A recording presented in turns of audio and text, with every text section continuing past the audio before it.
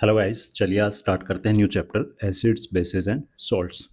तो फर्स्ट अपन देखेंगे एसिड्स क्या होते हैं और उनकी प्रॉपर्टीज क्या होती हैं। तो फर्स्ट है दीज आर सोर इन टेस्ट, मतलब खट्टे होते हैं टेस्ट में। ठीक है, they turns blue litmus to red. Litmus जो पेपर होता है अपना, उसको ब्लू से किस में चेंज करते हैं? रेड में।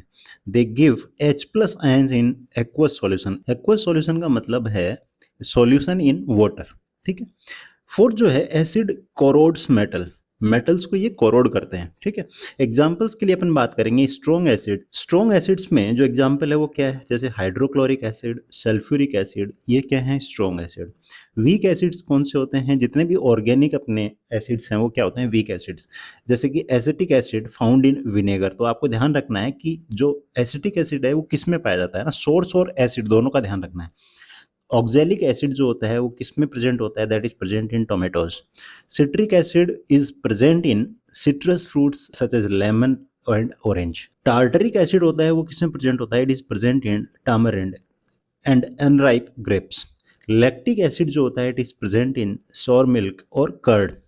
Methanoic acid is present in ant sting and honey bee sting. अब एक चीज ध्यान रखनी है, all the mineral acids are strong acid, only one mineral acid that is carbonic acid H2CO3 is weak acid.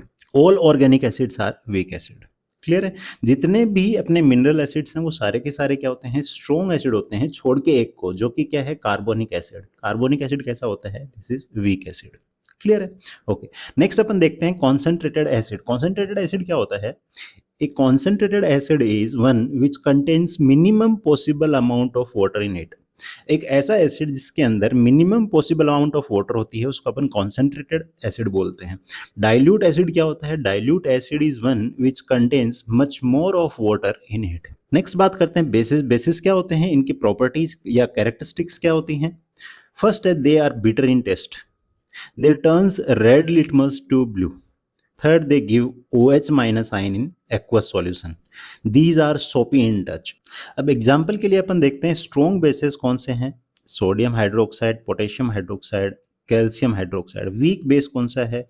Ammonium hydroxide. Alkalis क्या होते हैं? These are bases which are soluble in water. Example sodium hydroxide. Alkalis वो bases होते हैं जो कि soluble होते हैं किसमें? वाटर में। ध्यान रखना है सारे बेसिस एल्कली नहीं होते हैं, but most of the basis जो होते हैं वो क्या होते हैं? एल्कली होते हैं, क्योंकि वो सॉल्युबल होते हैं वाटर के अंदर। ठीक है।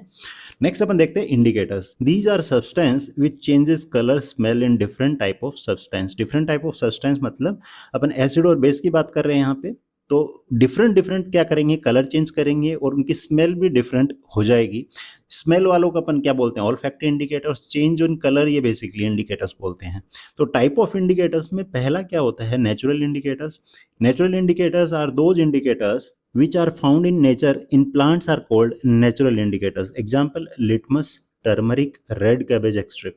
ये तीनों ही क्या है? अपने नेचर के अंदर फाउंड होते हैं, तो इसको अपन क्या बोलते हैं? Natural indicators. अब अपन वन बाय वन बात कर लेते हैं लिटमस। लिटमस जो इंडिकेटर है, litmus is a natural indicator whose natural color is purple. It is made into blue litmus or red litmus for the sake of convenience. अपनी convenience के लिए अपन क्या करते हैं? उसको रेड या ब्लू में चेंज करते हैं।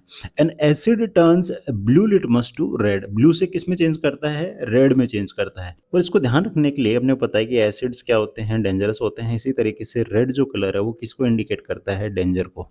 तो आप ध्यान रख सकते हो कि ब्लू से रेड में चेंज करेगा। ठीक है। नेक्स्ट अपन देखते हैं ए बेस और alkali turns red litmus to blue. तो जो बेस या अल्कली होता है वो क्या करता है? रेड से ब्लू में चेंज करता है। उसका उल्टा किसका? एसिड का। अब बात करते हैं टर्मरिक। टर्मरिक एक कैसा इंडिकेटर है? ये भी एक नेचुरल इंडिकेटर है। Turmeric contains yellow die, it remains yellow in acidic solution, it turns red in basic solution.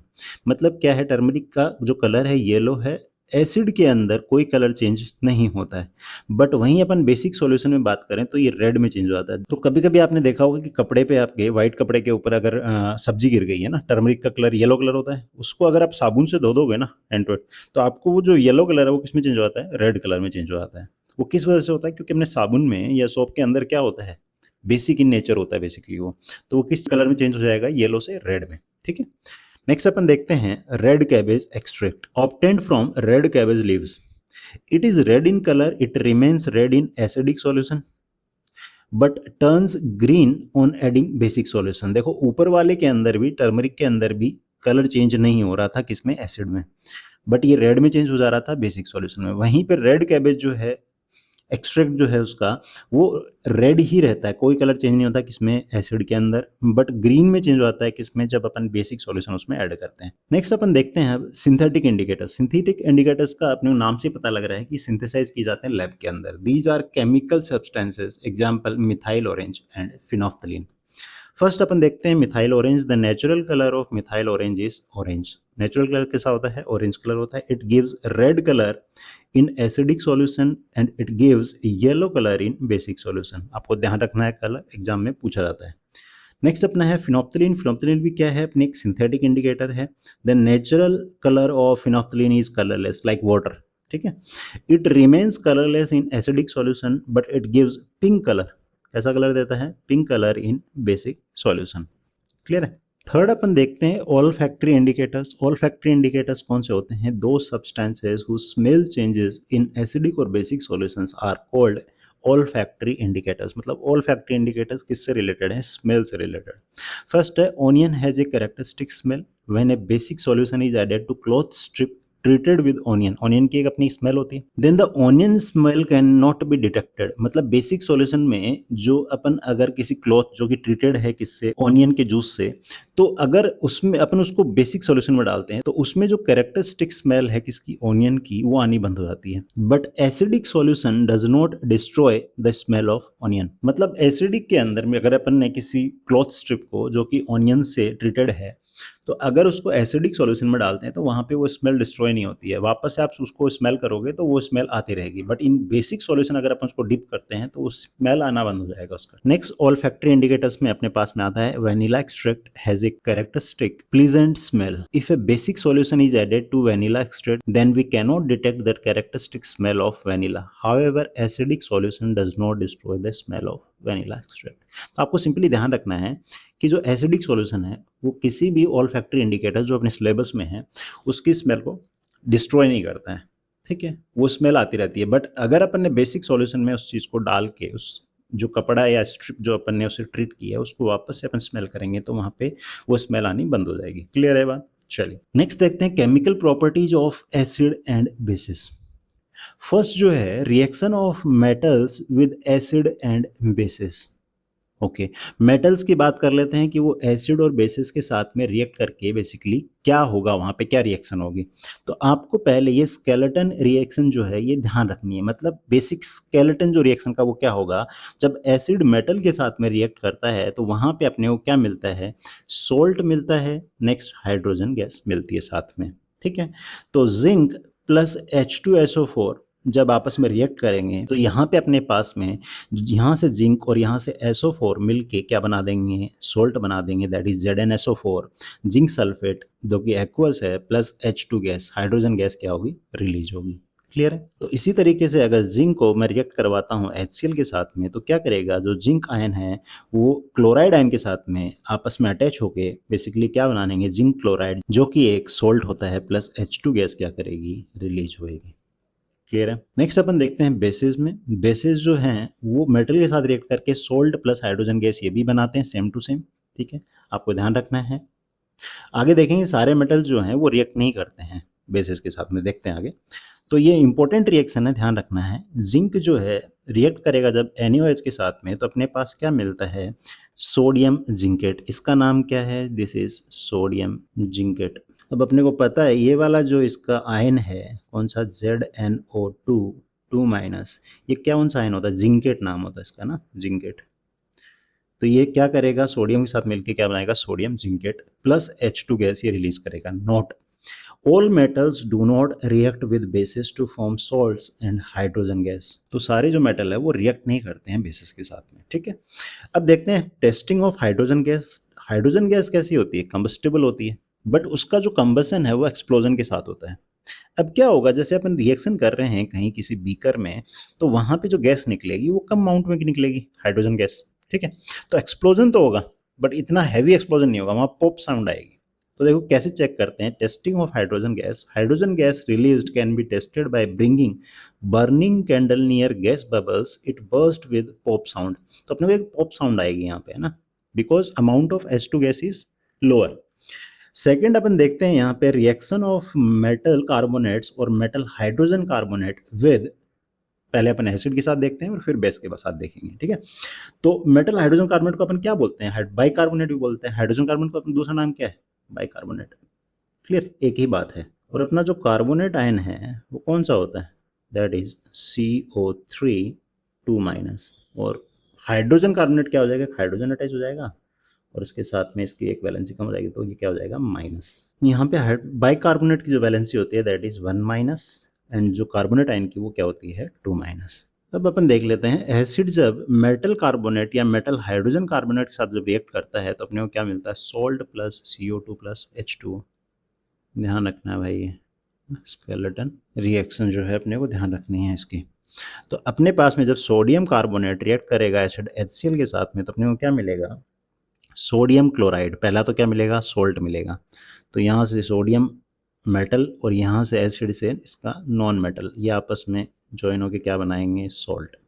Plus क्या बनेगा, CO2 गैस बनेगी प्लस H2O बनेगा, जो कि अपन ने ऊपर देखा ही है। इसी तरीके से सोडियम हाइड्रोजन कार्बोनेट जब HCl के साथ रिएक्ट करता है तो यहाँ भी क्या बनता है, सॉल्ट, जो कि यहाँ से मेटल इसका और जो एसिड है उसका नॉन मेटल लेके यहाँ पे अपन क्या बनेगा, सोल्ट बनेगा प्लस CO2 प्लस H2O, दोनों ही केसेस में। और दूसरा ध्यान रखना है, basis do not react with metal carbonates and metal hydrogen carbonates.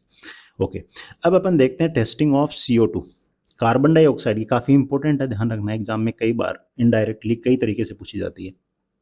तो CO2 can be tested by passing it through lime water. Lime water क्या होता है, कैल्शियम हाइड्रोक्साइड, ठीक है। When CO2 gas is passed through lime water, the lime water turns milky due to the formation of white precipitate of calcium carbonate। तो यहाँ पे जो अपने पास में CO2 गैस बनी है इन रिएक्शंस के अंदर, इसको अगर अपने को चेक करना हो कि ये कौन सी गैस है, अपने को मान लो वहाँ क्या निकल रहे होंगे, बबल्स निकल रहे होंगे उसमें, तो अपने को चेक करना है कि यहाँ कौन सी गैस रिलीज हो रही है। उसको चेक करने के लिए अपन कौन सी रिएक्शन यूज लेते हैं, ये वाली। अपन क्या करते हैं, इस CO2 गैस को अपन कैल्शियम हाइड्रोक्साइड में से पास करवाते हैं, तो अपन ऑब्जर्व करेंगे कि यहाँ पे अपने पास में कैल्शियम कार्बोनेट बनता है, जो कि क्या होता है, व्हाइट PPT सॉलिड कलर में, ठीक है। अपने पास में व्हाइट प्रेसिपिटेट मिल जाएगा अपने को इस रिएक्शन में, प्लस H2O तो बनेगा ही बनेगा। अब क्या होता है नेक्स्ट, अगर फिर भी आप क्या करते जाते हो, इस सॉल्यूशन में से CO2 एक्सेस CO2 पास करते जाते हो, तो अगेन क्या होगा, if excess of CO2 gas is pass through lime water then the white PPT formed first dissolve due to the formation of soluble salt calcium hydrogen carbonate and the solution becomes clear again. तो अब क्या होगा, जैसे ये जो अपने पास में जो प्रोडक्ट मिला है इसमें से अपन ने फिर CO2 क्या किया, पास करवाया। तो CO2 जब पास करवाया एक्सेस, तो वहाँ पे अपने पास में फाइनली क्या बना, जो कैल्शियम कार्बोनेट था वो चेंज हो जाएगा कैल्शियम हाइड्रोजन कार्बोनेट, जो कि सॉल्युबल इन वाटर होता है। अगेन ये क्या बन जाएगा, कलरलेस। क्लियर है। तो पहली चीज क्या पता करनी है कि अगर अपने को चेक करना है कि CO2 गैस है, तो अपन क्या करेंगे, कैल्शियम हाइड्रोक्साइड में से उसको पास करवाएंगे, तो पहले प्रेसिपिटेट बन जाएगा किसका, कैल्शियम कार्बोनेट का, ठीक है, प्लस पानी मिलेगा। फिर भी उसके बाद भी अपन CO2 गैस को लगातार पास किए जा रहे हैं, तो वो कैल्शियम कार्बोनेट है वो किस में चेंज हो जाएगा, कैल्शियम हाइड्रोजन कार्बोनेट में, जो कि कैसा होता है, कलरलेस, सॉल्युबल इन वाटर होता है, तो मतलब कलरलेस हो जाएगा, बेसिकली वाटर जैसा ही हो जाएगा, ठीक है। ओके, अब एक चीज और ध्यान रखनी है, जो लाइमस्टोन होता है, चौक होती है या मार्बल, ये सारे के सारे all are different forms of calcium carbonate, CaCO3 के ही डिफरेंट फॉर्म्स होते हैं। क्या, लाइमस्टोन बोलो, चाहे चौक बोलो, चाहे मार्बल बोलो, कहीं भी अगर अपने को ये दे दिया जाता है कि लाइमस्टोन, चौक या मार्बल, तो आपको समझना है कि केमिस्ट्री उसकी क्या है, उसके पीछे केमिकल कंपाउंड कौन सा है, that is calcium carbonate. Clear है बात, चलिए नेक्स्ट अपन देखते हैं reaction of acids and bases with each other.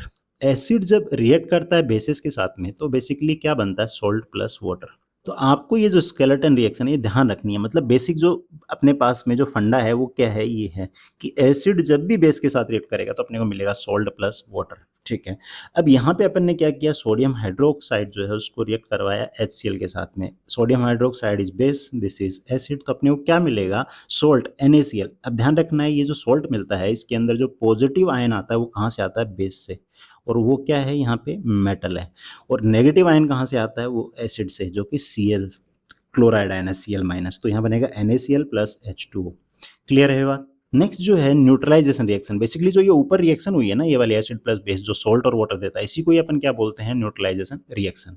When an acid and base reacts to form water and salt it is called neutralisation reaction.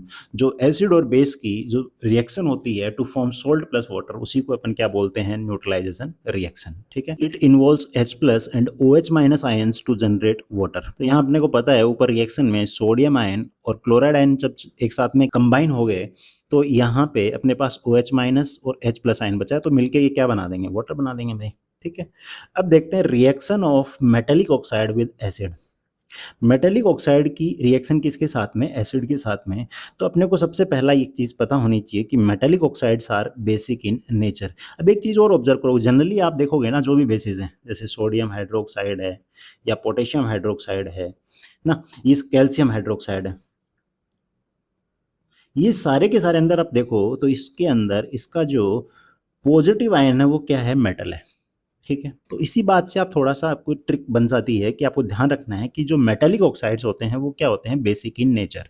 अगर बेसिक इन नेचर है तो base फिर वही मेटेलिक ऑक्साइड क्या बन गया, बेसिक हो गया, और एसिड के साथ रिएक्ट करेगा तो फिर अपने पास में न्यूट्रलाइजेशन रिएक्शन मिल जाएगी, तो सोल्ट प्लस वाटर बनेगा। तो यहाँ पे जो अपन ने रिएक्शन ली है, कॉपर ऑक्साइड जो कि सॉलिड है, कॉपर ऑक्साइड अपन ने बोला ये कैसा है, बेसिक इन नेचर होगा क्योंकि मेटेलिक ऑक्साइड है, प्लस HCl, ठीक है। तो यहाँ पे अपने को जब ये रिएक्शन होती है तो ध्यान रखना है कॉपर ऑक्साइड जो होता है कैसा कलर होता है, ब्लैक, और HCl के साथ रिएक्ट कराएगा तो क्या बनेगा, क्यूप्रिक क्लोराइड। तो ये कैसे कलर का होगा, cupric chloride blue green colour का, प्लस H2, ठीक है जी, बहुत बढ़िया। तो ये अपने पास में सोल्ट मिल गया और ये अपने पास में क्या है, वाटर मिल ही गया। अपन ने पॉजिटिव आयन यहाँ से लिया, नेगेटिव आयन यहाँ से लिया सोल्ट बनाने के लिए, ठीक है। Reaction of non metallic oxides with basis. अब अपन बात करते हैं जब एसिड्स की, जैसे HCl है, इसके अंदर जो ये आयन है क्लोराइड आयन Cl माइनस, ये कैसा है, दिस इज नॉन मेटल। तो आप इससे ध्यान रख सकते हो, ट्रिक सॉर्ट ऑफ ट्रिक आप समझ सकते हो कि नॉन मेटेलिक ऑक्साइड जो होंगे वो कैसे होंगे, वो होंगे एसिडिक। और ऊपर अपन ने क्या बात की थी कि जो मेटेलिक ऑक्साइड्स होते हैं ये वाले, ये अपने कैसे होते हैं, बेसिक। क्लियर है बात। तो अपने को पता है कि ये अपने एसिडिक है, बेस के साथ रिएक्ट करेगा तो फिर वही न्यूट्रलाइजेशन रिएक्शन हो जाएगी, एसिड प्लस बेस क्या देता है, सोल्ट प्लस वाटर। तो base plus non metallic oxide जो है वो देंगे सोल्ट प्लस वाटर। तो बेस क्या है, यहाँ पे अपना लिया है अपन ने कैल्शियम हाइड्रोक्साइड, प्लस अपन ने नॉन मेटेलिक ऑक्साइड लिया है कार्बन डाइऑक्साइड। तो ये जब आपस में रिएक्ट करेंगे तो यहाँ पे क्या बनेगा, सॉल्ट, यहाँ पे क्या बनेगा, calcium carbonate plus H2O। What do all acid and basis have in common. तो अपन बात कर लेते हैं ऑल एसिड्स और ऑल बेसिस कॉमन क्या होता है उनके अंदर। तो ऑल जितने भी एसिड्स हैं उनके अंदर अपन ध्यान रखना है, all acids have H plus ions. These H plus ions are responsible for their acidic property. किसी भी एसिड की एसिडिक प्रॉपर्टी किस वजह से होती है, H प्लस आयन की प्रेजेंस की वजह से। वहीं पे अपन बेसिस की बात करें, all bases have OH minus hydroxide ion. These hydroxide ions are responsible for their basic nature. तो ध्यान रखना है कि जो बेसिक नेचर होता है किसी भी बेस का वो किसकी वजह से होता है, OH माइनस आयन की वजह से। क्लियर है बात। चलिए नेक्स्ट अपन देखते हैं acid and bases in water solution. अब एसिड्स की बात करें, a common thing in all the acids is that they produce H plus aqueous ions when dissolved in water. जैसे HCl को वाटर के अंदर डिजोल्व करोगे तो अपने को क्या मिलेगा, H प्लस और Cl minus. Note H plus, जो ये H प्लस आयन है ना, ये हाईली रिएक्टिव होता है, अनस्टेबल होता है। H plus ion do not exist as H plus ion in solution, they attach themselves to the polar water molecule to form hydronium ion. तो H2O जो है ये पोलर वाटर मॉलिक्यूल बोलते हैं इसको, पोलर मॉलिक्यूल होता है। क्यों बोलते हैं, वो डिफरेंट अपने सिलेबस से बाहर है। तो क्या करता है ये H प्लस आयन इसके साथ में अटैच होगा तो क्या बनेगा, H2 की जगह H3O, और जो H के ऊपर पॉजिटिव चार्ज था वो इसके ऊपर आ जाएगा। तो ये अपना कौन सा आयन बना, hydronium ion. This is hydronium ion. Bases की बात करें, bases dissolve in water to give OH minus ion. तो NaOH जो होगा वाटर के अंदर जब डिजोल्व होगा तो वहां पे बेसिकली क्या होगा, Na प्लस बनेगा और OH माइनस एक्वस। चलिए नेक्स्ट देखते हैं स्ट्रॉन्ग एसिड्स। स्ट्रॉन्ग एसिड्स और वीक एसिड्स क्या होते हैं, स्ट्रॉन्ग बेसिस और वीक बेसिस क्या होते हैं। Strong acids N acid which is completely ionised in water and thus produces a large amount of H plus hydrogen ions is called strong acid. For example अपने पास में strong acid का example है H2SO4। तो strong acid क्यों बोलते हैं इसको, क्योंकि जब ये आयोनाइज्ड होता है इन एक्वस सॉल्यूशन तो वहाँ पे ये दोनों हाइड्रोजन जो अपने पास में आयंस हैं ये अपने को आयोनाइज्ड फॉर्म में मिलते हैं। तो ये जो वाटर के अंदर ये अपने किस फॉर्म में आयंस मिलेंगे अपने को, तो दो तो अपने को मिलेंगे H प्लस आयंस और एक अपने को मिलेगा SO4 2 माइनस। तो इसके अंदर टोटल दो हाइड्रोजन थे, दोनों के दोनों आयोनाइज्ड फॉर्म में मिलेंगे अपने को, ठीक है। वहीं पे वीक एसिड्स की बात करते हैं, an acid which is partially ionised in water and thus produces a small amount of hydrogen ion is called weak acid. अपन बात करते हैं weak acid, let's say ethanoic acid that is CH3COOH, ठीक है। तो ये जो अपना इथेनोइक एसिड है ये जब आयोनाइज होगा वाटर के अंदर, तो यहाँ ध्यान देना अपने पास में कितने हाइड्रोजन एटम्स हैं, टोटल 4। बट जब ये आयोनाइज होगा तो चारों हाइड्रोजन जो हैं वो आयोनाइज नहीं होंगे, सिर्फ ये हाइड्रोजन आयोनाइज होगा। तो यहाँ पे बनेगा क्या, CH3COO नेगेटिव एंड अपने को एक हाइड्रोजन आयन मिलेगा H प्लस। क्लियर है। तो यहाँ से अपन ने देखा कि जो वीक एसिड्स होते हैं वहाँ पे जितने भी हाइड्रोजन प्रेजेंट होते हैं वो सारे के सारे आयोनाइज नहीं होते हैं। यहाँ पे जैसे 4 हाइड्रोजन थे सिर्फ एक आयोनाइज हुआ, पर स्ट्रॉन्ग एसिड के अंदर क्या हुआ, H2SO4 में टोटल अपने पास में कितने थे, 2 हाइड्रोजन थे और दोनों के दोनों ही अपन क्या हो गए थे, यहाँ पे आयोनाइज हो गए थे। तो अमाउंट ऑफ हाइड्रोजन आयन जो होगी कॉन्सेंट्रेशन वो अपने को क्या मिलेगी, ज़्यादा मिलेगी किस केस में, स्ट्रॉन्ग एसिड के केस में, और वीक एसिड में वो अपने को क्या मिलेगा, small amount of H plus ion. Clear है बात। चलिए नेक्स्ट अपन देखते हैं स्ट्रॉन्ग बेसिस। स्ट्रॉन्ग बेसिस क्या होते हैं, base which completely ionizes in water and thus produce a large amount of hydroxide ion OH minus ion। Example के लिए सोडियम हाइड्रोक्साइड, पोटेशियम हाइड्रोक्साइड, ये सारे के सारे क्या है, स्ट्रॉन्ग बेस है। जैसा कि स्ट्रॉन्ग एसिड में अपन ने देखा था कि वहाँ पे सारे H प्लस आयंस क्या हो रहे थे, आयनाइज हो रहे थे, उसी तरीके से यहाँ पे क्या होगा, OH माइनस आयंस क्या हो जाएंगे, सारे के सारे आयनाइज हो जाएंगे, ठीक है। वीक बेस के अंदर क्या होता है, base which is partially ionised in water and thus produces a small amount of OH minus ion is called weak base. For example ammonium hydroxide. तो यहाँ पे सारे के सारे OH माइनस जो आयन है वो सारे आयोनाइज अपने पास में आयोनाइज्ड फॉर्म में नहीं मिलते हैं, इसलिए अपन इसको क्या बोलते हैं, वीक बेस। क्लियर है वन। चलिए नेक्स्ट देखते हैं अपन pH scale. PH scale basically अपन यूज करते हैं चेक करने के लिए कि कोई जो सब्सटेंस है वो एसिडिक है कि बेसिक है, ठीक है। और इस पे जो नंबरिंग होती है 0 से लेके 14 तक होती है। अपन आगे बात करेंगे कि इस तरीके से अपने जो एसिड्स हैं वो कहाँ लाई करते हैं, जो न्यूट्रल सब्सटेंस है वो कहाँ लाई करता है और बेस कहाँ लाई करता है स्केल पे, ठीक है। तो फर्स्ट अपन बात करते हैं जो H2O is slightly ionised into hydrogen ions H plus and OH minus in pure water, concentration of both ions is equal so it is neutral. तो पहली चीज तो ध्यान रखनी है कि H2O जो होता है ना पानी, वो स्लाइटली क्या होता है, जो प्योर वाटर है वहाँ पे आयोनाइज्ड फॉर्म में रहता है स्लाइटली। H प्लस और OH माइनस अपने को मिलता है, मतलब कुछ मॉलिक्यूल्स जो हैं वो H प्लस और OH माइनस की फॉर्म में रहते हैं। बट सिंस इन दोनों की कंसंट्रेशन क्या है, इक्वल है, तो ये न्यूट्रल बनता है, अपना न्यूट्रल होता है, ठीक है। एंड सिंस अपने इन दोनों की कंसंट्रेशन जो है वो इक्वल होती है, तो यहाँ पे जो अपना वाटर होता है वो क्या मिलता है, ओवरऑल अपने को न्यूट्रल मिलता है, ठीक है। अब नेक्स्ट अपन बात करते हैं acidic solution have excess of hydrogen ion. वहीं पे बेसिक सॉल्यूशन में बात करें have excess of hydroxide ion. Please note that even basic solution have hydrogen ion in them which comes from ionization of water. अब ध्यान रखना है कि जो एक्वस सॉल्यूशन होता है किसका, बेसिस का, तो वहां पे अपने पास में H प्लस आयन होता है, और वो कहाँ से आता है, क्योंकि एक्वा सॉल्यूशन बना किससे, वाटर के अंदर है, तभी तो बन रहा है। तो वो जो वाटर है वहाँ पे पार्सली जो आयोनाइज्ड है वहाँ पे H प्लस OH माइनस दोनों है, पर वो सिंस क्या इक्वल अमाउंट में है तो वो इफेक्ट नहीं करेगा। तो नेट नेट क्या होगा, जो अपने पास में बेस है उसका जो OH माइनस आयन है वो अपने पास में मिलेंगे, तो क्या होगी, OH माइनस आयन की जो कॉन्सेंट्रेशन है वो बढ़ जाएगी, ठीक है। तो वहाँ पे वो कैसा हो जाता है, बेसिक हो जाता है। पर ये इंपॉर्टेंट बात है कि बेस जो सॉल्यूशन होता है, बेसिक सॉल्यूशन होता है, उसके अंदर भी H प्लस कुछ अमाउंट में रहते ही रहते हैं, और वो आते कहाँ से हैं, आयोनाइजेशन ऑफ वाटर से, ठीक है। From above discussion, we conclude that both acidic solution as well as basic solution contains hydrogen ions. In 1909, Sorensen devised a scale known as pH scale. Sorensen linked the hydrogen ion concentration of acid and base solution to the simple number 0 to 14 on his pH scale. ठीक है जी। अब अपन सारी की सारी जो बात हो रही है वो बात किस बारे में होगी, हाइड्रोजन आयन कंसंट्रेशन के ऊपर किसी सॉल्यूशन की, ठीक है। और उसी जो कंसंट्रेशन जो थी हाइड्रोजन आयन कंसंट्रेशन, उसको अपन ने लिंक कर दिया किससे, पीएच स्केल जो नंबर है 0 से 14 तक। और वो किस तरीके से लिंक किया है वो अपन आगे देखेंगे। The pH of a solution is inversely proportional to the concentration of hydrogen ions in it.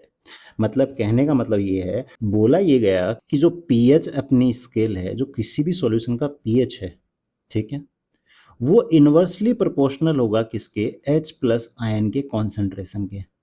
तो एक चीज समझना, इनवर्सली प्रोपोर्शनल है, अगर H प्लस आयंस की कॉन्सेंट्रेशन बढ़ती है तो पीएच की जो ओवरऑल वैल्यू वो नीचे जाएगी, क्योंकि इनवर्सली प्रोपोर्शनल है। तो H प्लस आयन कॉन्सेंट्रेशन बढ़ने का मतलब एसिडिक सॉल्यूशन बनता जा रहा है।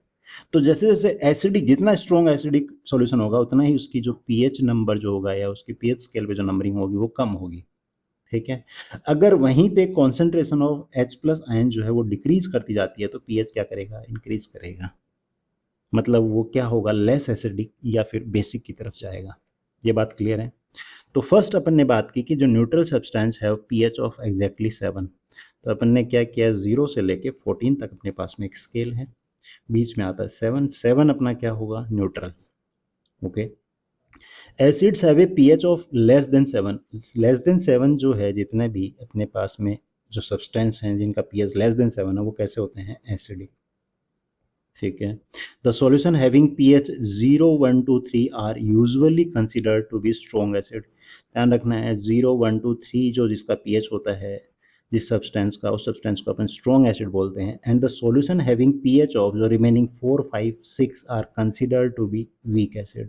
ये भी ध्यान रखना है, एग्जाम में पूछा जाता है। नेक्स्ट अपन देखते हैं बेसिस का। तो बेसिस जो होते हैं, basis have a pH of more than 7। The solutions having pH value of 8, 9, 10, मतलब 7 से आगे के 3 नंबर्स 8, 9, 10 जिनका पीएच ये होता है, यूजुअली कंसिडर्ड वीक बेस। कैसे होते हैं, weak base. And solution having pH, next जो 4 नंबर अपने पास बचे हैं 11, 12, 13 and 14 are considered strong base. तो पहला तो ध्यान रखना है कि जो 7 है, पीएच 7 वाला जो सब्सटेंस है वो न्यूट्रल सब्सटेंस होता है। 7 से कम जिस पीएच सब्सटेंस का पीएच हो गया मतलब वो एसिडिक है। उसके अंदर भी अपने पास में 0 से लेके 3 तक, 0, 1, 2, 3 ये जिनका पीएच होता है ये उनको अपन क्या बोलते हैं, they are considered strong acid. उसके बाद में 4, 5, 6 वालों को क्या कंसिडर किया जाता है, वीक एसिड, ठीक है। इसी तरीके से 7 से अबाउ जो है 8, 9, 10 इनको बोलते हैं अपन वीक बेस। और आगे के जो 4 अपने पीएच है 11, 12, 13 एंड 14 जिन सब्सटेंस का होता है वो क्या होते हैं, स्ट्रॉन्ग बेस। क्लियर है बात। चलिए यहाँ पे अपन ने वही बात की है पीएच की, ठीक है, कि 7 पे न्यूट्रल होता है, ये अपना एसिड्स के लिए होता है, ये अपना बेसिस के लिए होता है, ठीक है। यहाँ से यहाँ अपना स्ट्रॉन्ग, यहाँ से यहाँ वीक एसिड, फिर वही अपना यहाँ से यहाँ वीक बेस, और यहाँ से यहाँ अपने क्या होगा, स्ट्रॉन्ग बेसिस। अपन ने बात कर लिया उन पीएच नंबर्स की, ठीक है। दूसरा अपने को ये भी पता है कि जैसे जैसे अपना पीएच क्या होता है, कम होता है, वैसे वैसे अपने H प्लस आयंस की जो कॉन्सेंट्रेशन है वो बढ़ती जाएगी, क्योंकि डिक्रीज हो रहा है पीएच मतलब वो एसिडिक हो रहा है। एसिडिक में अपने आप पता है H प्लस आयंस की जो कॉन्सेंट्रेशन है वो बढ़ेगी, ठीक है। अब एक और चीज़ आती है अपने पास में, यूनिवर्सल इंडिकेटर। यूनिवर्सल इंडिकेटर क्या होता है, अपन ने जैसे पहले पढ़ा था कि इंडिकेटर्स, उसके अंदर नेचुरल पढ़ा था, सिंथेटिक पढ़ा था, ठीक है। एक इंडिकेटर होता है जिसको बोलते हैं यूनिवर्सल इंडिकेटर। इसका क्या फ़ायदा होता है कि ये एक ऐसा सब्सटेंस है जो कि डिफरेंट पीएच की बता पाएगा कि सब्सटेंस कौन से पीएच का है। यूनिवर्सल, वहाँ पे अपन ने क्या देखा था कि वो बताएगा कि एसिड है कि बेस है, बट यूनिवर्सल इंडिकेटर अपने को क्या बताता है कि क्या पीएच क्या है इस सब्सटेंस का, मतलब स्ट्रॉन्ग एसिड है कि स्ट्रॉन्ग बेस है कि वीक एसिड है कि वीक बेस है। Universal indicator is a mixture of many different indicators और dyes which give different colour at different pH value of entire pH scale. Different colour देते हैं डिफरेंट पीएच के ऊपर, ठीक है। तो यूनिवर्सल इंडिकेटर में अगर आपने कोई एक कंपाउंड डाला और अपने एक कलर मिला, तो उस कलर को अपन स्केल से या इस इंडिकेटर से मैच करके पता लगा सकते हैं कि उसका पीएच क्या होगा। तो यहाँ पे ध्यान से देखो, जो जिसका पीएच 1 है वो रेड होता है, फिर उसके बाद में 2 पे क्या होता है, पिंक होता है, 3 पे ऑरेंज होता है, एंड सो ऑन आगे बढ़ते चले जाते हैं, और 14 पे अपने को पर्पल मिलता है। तो ये अपना क्या होता है, यूनिवर्सल इंडिकेटर होता है, इससे अपन अब किसी भी सब्सटेंस का पीएच पता कर सकते हैं, ठीक है। चलिए अब एक चीज़ और देखिए, कुछ कुछ अपने पास में डेली लाइफ में कुछ सब्सटेंस होते हैं, उनका अपन ने पीएच पता किया है। जो बैटरी एसिड होता है वो कितना होता है, 0, highly strong acid. Stomach acid जो होता है अपने पेट के अंदर, उसका पीएच 1 होता है, ये भी स्ट्रॉन्ग एसिड। लेमन जूस, इसका पीएच क्या होता है, 2। उसके बाद में वाइन की बात करें तो उसका पीएच 3 होता है, बनाना का 4 होता है, ब्लैक कॉफ़ी का 5 होता है, मिल्क का 6 होता है, एंड प्योर वाटर का 7। इसी तरीके से आगे बढ़ेंगे तो अपना जो ब्लड है उसका 8 होता है पीएच। एग वाइट का जो है दैट इज़ 9। नेक्स्ट है हाउस होल्ड ब्लीच जो होता है उसका 10 होता है पीएच, मतलब बेसिक होता है। ये वाले क्या हो गए, बेसिक। यहाँ से यहाँ क्या हो गया, एसिडिक, ठीक है। नेक्स्ट हाउस होल्ड अमोनिया जो है उसका पीएच 11 होता है। हेयर रिमूवर जो होता है उसका पीएच 12 होता है। ओवन क्लीनर जो होता है उसका पीएच 13 होता है, एंड ड्रेन क्लीनर का पीएच 14 होता है। क्लियर है। तो चलिए आज अपन ने जो एसिड है और बेस है उसकी कहानी पता की कि क्या एसिड होते हैं, क्या बेसिस होते हैं, किस टाइप के एसिड्स होते हैं, किस टाइप के बेसिस होते हैं, ठीक है। वो सारा अपन ने पता किया, पीएच स्केल का पता किया, इंडिकेटर्स का पता किया। नेक्स्ट अपने पास में इस चैप्टर में से सोल्ट्स बच गया है, वो अपन नेक्स्ट लेक्चर में करेंगे। तो चलिए इस लेक्चर को यहीं फिनिश करते हैं, मिलते हैं नेक्स्ट लेक्चर में, बाय बाय।